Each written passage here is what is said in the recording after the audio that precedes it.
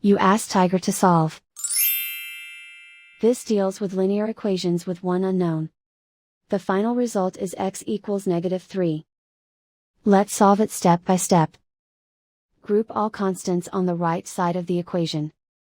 Subtract 27 from both sides. Group like terms.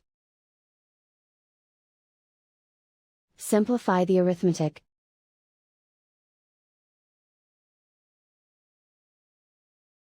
Isolate the x. Divide both sides by 8.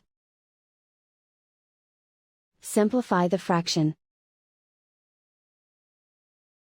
Find the greatest common factor of the numerator and denominator.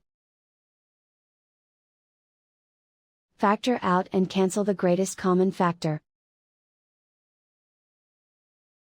And so the final result is x equals -3.